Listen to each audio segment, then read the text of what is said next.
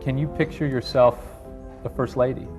Yes, I will be very traditional, like Jackie Kennedy. That's Melania Trump in 1999. She's now America's first lady and Donald Trump's third wife that we know of. I'm comedian Logan Gunselman, and I'm here to tell you all about our first lady. Melania Knobs was born in Novo Mesto, Slovenia in 1970, making her the only first lady in nearly 200 years to be born outside of the U.S. and one of the only immigrants married to someone who seemingly hates immigrants. Melania's father, who some have suggested looks like the Donald, was a member of the Communist Party, and her mother was a pattern maker for children's clothing. When Melania eventually became First Lady, she sponsored her parents to successfully emigrate to America, taking advantage of chain migration, where a green card holder or legal resident can sponsor a family member to live in the U.S. It's a practice Trump very badly wants to end. The legislation must end chain migration. We have to end chain migration. Thanks to chain migration, the whole family can discuss this topic together at Thanksgiving now. Growing up, Melania was always interested in fashion and the finer things in life. The New York Times notes, Melania wrapped her notebooks in magazine perfume ads and kept her knitted sweaters in purple lockers. She attended the Secondary School of Design and Photography in Ljubljana, where she listened to a tasteful palette of angst, Metallica and The Cure.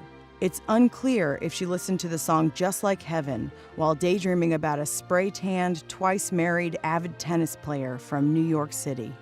And then I moved to Milan and Paris to live there.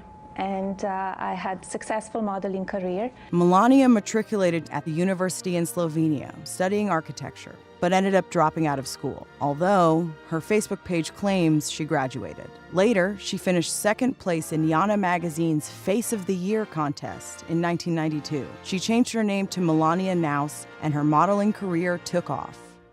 She moved to New York in 1996 and modeled mostly in print. As a 25-year-old, she was featured in a sexually explicit shoot for a French men's magazine called Max. The New York Post paints the picture. The raciest of the photos shows Melania lying nude in a bed as Scandinavian model Emma Eriksson, also naked, embraces her from behind, just below her breasts, which are fully exposed. 2 years later, she met future Saturday Night Live host and soon-to-be president of the United States, Donnie J. We met in New York, 1998. It was a fashion week in Were New you York. introduced? Well, no, we were both at the same party, and that's how we met. He came Like to her right me. away? I went crazy. I said, I was actually supposed to meet somebody else. According to The New Yorker, the two broke up briefly in 2000 when Trump was considering a run for president. But in 2004, Trump proposed to Melania with a $1.5 million ring at the Met Gala. What was it that you saw in Donald when you met him or fell in love with him? His mind, amazing mind. Ah, yes, his amazing mind. While seemingly falling head over heels for the reality star, in 2005 she appeared in this insurance commercial. The same year, she married Trump in Palm Beach, Florida at Mar-a-Lago. In attendance were Trump's closest friends, like Trump's soon-to-be 2016 Democrat presidential opponent Hillary Clinton, and her husband Bill, Billy Joel, and the face of the Ukraine scandal and an ostensible enemy of Melania, Mayor Rudy Giuliani. I never talked to Mr. Giuliani. A year after the wedding, Melania gave birth to her son Barron, who Trump admitted he wouldn't take care of or even see. Now, I know Melania. I'm not going to be doing the diapers. I'm not going to be making the food. I may never even see the kids, frankly. No, yo. During her husband's presidential run, Melania made a speech at the Republican National Convention in 2016, which was, in part, plagiarized from Michelle Obama's 2008 DNC speech. A CNN side-by-side shows the similarities.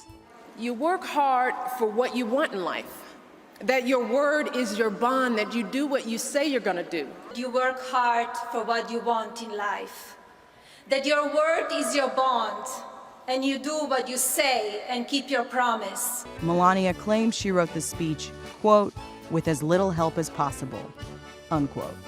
After her husband won the presidency, Melania, as First Lady, has championed the fight against cyberbullying amongst children. It's one of her 3 pillars in her Be Best campaign. which is curious considering her husband's Twitter habit. For instance, after Time magazine recently announced 16-year-old international climate activist Greta Thunberg as their Person of the Year, Trump tweeted, "So ridiculous. Greta must work on her anger management problem, then go to a good old-fashioned movie with a friend. Chill, Greta, chill." Also, Trump is a fan of the classic bully move of using ad hominem attacks. While Bette Midler is an extremely unattractive woman, I refuse to say that because I always insist on being politically correct. But at least he can dish it out just as hard as he can take it. I have never seen a thin person drinking Diet Coke. Social media can be both positively and negatively effect on our children. The booklet for Melania's Be Best initiative was criticized for plagiarizing an Obama-era booklet.